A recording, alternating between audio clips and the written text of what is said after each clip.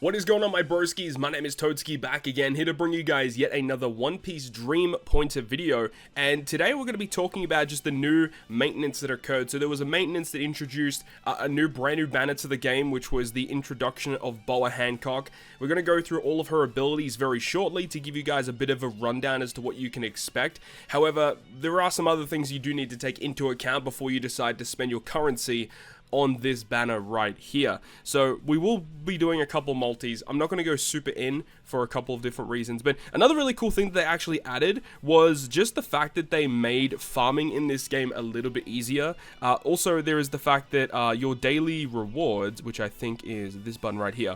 So the first chest that you get here, you actually get 100 stamina now. So as soon as you complete the first daily quest, you get 100 stamina for free, which is one of the issues. Once you get deeper into the game, the amount of stamina that is required to get your characters from like level 40 to 45 or 45 to 50 and even beyond that, it's a lot. And you know, usually you can't really get more than one character upgraded per day, which gets really rough in the deeper end, unless if you're using your stamina meats or you're using your gems to refill your stamina. So they've actually updated that system, which is a huge positive.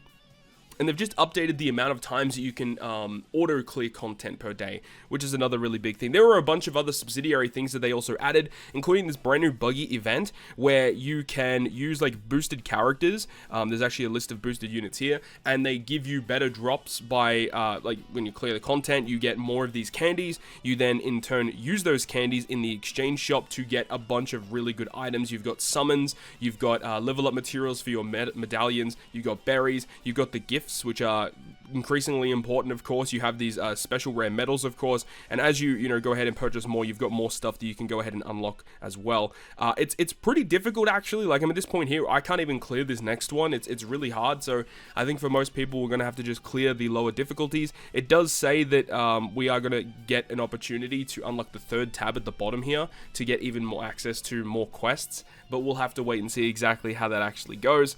But I guess before we actually jump into some summons about Boa Hancock, let's actually break down what does this character actually do. And of course, because this game is only in Chinese right now, a lot of people are wondering exactly how do we know what these characters do, what are the synergies, how can we get this to work. So let's go ahead and talk about Boa Hancock. Alright, so I'm over here on the Billy Game wiki. I'll leave a link to this specific page down below in the video description, but this is a website that is being updated by a Chinese community, should I say, and they are updating it with all the information for characters, so we can actually talk about all these characters in greater detail. So Boa is a red character, and this is one of the things, is that Boa, the fact that she is red is a good thing, because currently in the game, if you didn't get your hands on the 5-star Ace, or even 5-star Apu, your red attackers are probably not that great. The free-to-play Luffy you get, he's fine for sure, but you want to get these better red attackers, because you start off, you get the blue Sanji, he's not terrible. You get Tashigi, she is amazing. The free-to-play 4-star Tashigi is so good, and then you've got like yellow Crocodile, and even the yellow Zoro to an extent is not a bad yellow attacker, but red feels like it is lacking. Now, Boa is a good character to fulfill that role. She is a red character, she's an auxiliary attack type, because they have like classes in this game, and she is basically like a DPS kind of character, but she's like a DPS with additional effects. And we go down to her abilities. This is her first skill card, so first of which, it does damage, and of course, the more you level up the skill, the higher the damage will be. It is only to a single target, 25% chance to petrify the target. So petrification, literally, it turns them into stone. They cannot perform any actions in that following turn. It's really good.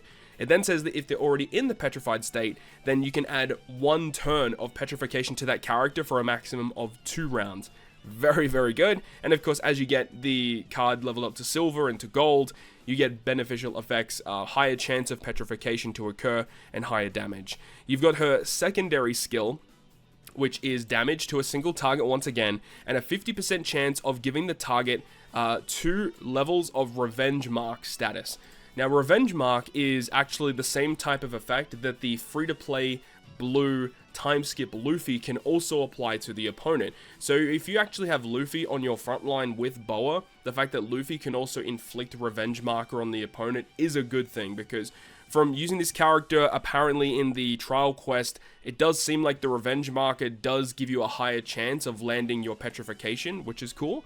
So this effect only does target a single character, but has a really high chance of landing 2 hits of Revenge Marker for 2 turns. And then her ultimate skill, it actually targets all characters for a variable amount of damage, and then each having a 25% chance of petrification for 1 turn.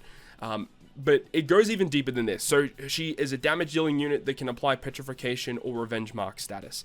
Now if we go over to her passive skill here, at the beginning of the battle, if you are in the front row, your secret value will be increased by a certain factor for every non-female character in the front row. So what this means is that when you are using Boa Hancock, you do not want other female characters in the front row. If you have all male characters aside from Boa in your front row, her ultimate skill gauge increases by a variable factor, which is massive. It gets her ultimate skill very quickly, and through using her in the trial quests, yeah, it's pretty absurd getting this updated. Of course, at level 1, it's very low, but as you get this, as you get dupes into this character, getting 70% of your gauge maxed out is pretty crazy, right? It also says when Hancock uses her secret to her ultimate skill, if the target is not in the petrified state, then it will receive an additional 35% or variable factor attack power damage. So if they're not petrified, they get more damage dealt to them. And then when Hancock uses a skill, so a normal skill, level 1 or level 2 skill, if the number of cards in your hand is greater than 3, then the attack power will be increased by a certain factor. I think this actually might be incorrect, because through translating the in-game information, the less cards you have in hand, you actually get more damage. So I think that might be a bit of an error, but either way, I'm pretty sure it's less cards in hand, more damage she gets, which is great. And then the skills released by Hancock cannot put Luffy in the petrified state, so Luffy is unaffected, of course. Now, as you get the other skills, if you get her level 20 and then you awaken her, you get this one where Hancock uses a damaging effect against a blue enemy with a revenge mark status.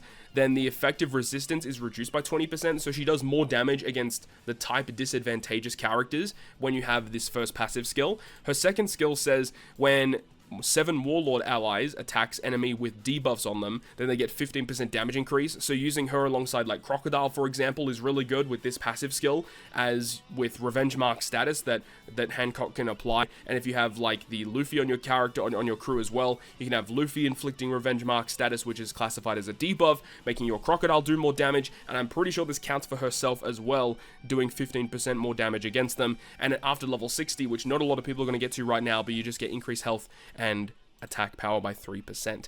So Boa Hancock seems like a really good character, a very good DPS character that has the potential to inflict petrification to the opponent. Honestly, seems kind of spicy. So jumping back over to the game now, let's go ahead and give it a shot and see if we can get our hands on Boa. Now the thing is there is data mines that are suggesting that Mihawk is going to be the next banner after Boa Hancock, who is apparently a yellow character. The thing is I am lacking good yellow DPS aside from Crocodile. Like, I've got some good blue units.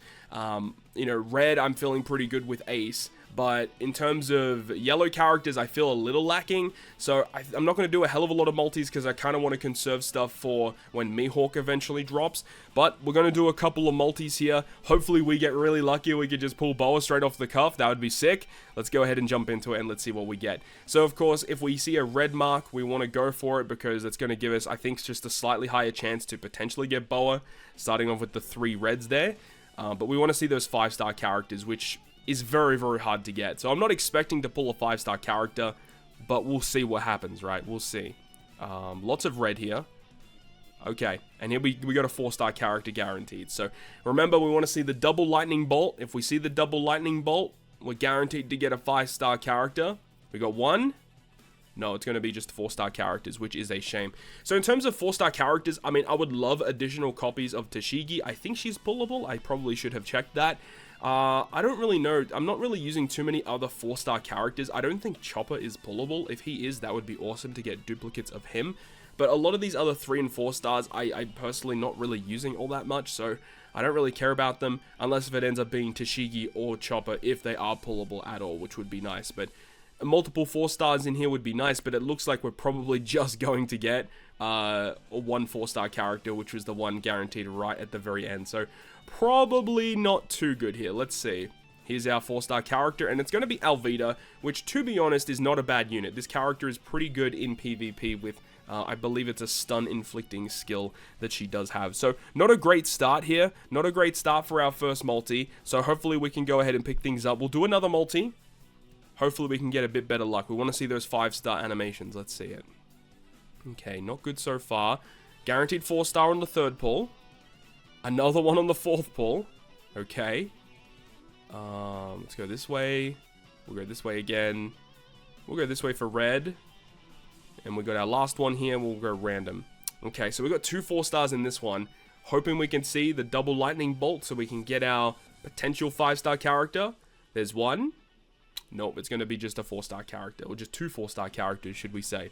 So yeah, this one doesn't look too good for us. I mean, if we get Boa, that is amazing. But I'm not, like, that distraught if we don't get Boa either, because I already have Ace and I have Chopper as like 2 decent red characters, and I feel pretty comfortable with those units. As we get double Miss Wednesday or whatever her name is, that's crazy. Okay, we don't really care about the rest of these pulls. These ones are going to be trash, but you know, it is what it is. We'll do one more pull and then we're done. You know, we'll just do one more. Hopefully we get lucky. If not, it is what it is. I'm not really that distraught about it. Boa does seem pretty good, though. You know, especially if you're lacking good red DPS. I think Boa's going to be a pretty good character as of right now. But we'll see. We'll finish off here with one more pull. And then we're going to conserve the rest for when Dracula Mihawk makes his debut. Likely in like, what, 2, 3, 4 weeks' time. So, here we go with our next pull. Hopefully, we see a 5-star character. Pick up these reds. Okay, no, not too good. Got red again. Middle, red, nope, doesn't look too good. We do end up with a 4-star. This one looks like it's going to be another dud pull, unless we get lucky here with a special animation, but I doubt that's going to be happening. No, okay, we're just going to skip this one because this is going to be a waste of time just sitting here through all this. We do get a Sanji at the end, which is cool, not a bad unit to get a dupe of. But that is pretty much going to wrap it up for me. So hopefully you guys understand exactly what this Boa Hancock is capable of doing. Hopefully you enjoyed the video. And if you enjoyed it and want to see even more One Piece Dream Pointer videos in the future, potentially we can make some videos on some of the content that releases for sure. Let me know down below in the comment section. Hope you enjoyed it. If you did, make sure to go ahead and leave a like. And if you want to stay up to date with all the content I post, including more One Piece Dream Pointer videos, make sure to go ahead and hit the subscribe button down below. On that, guys, I'll see you guys within the next video.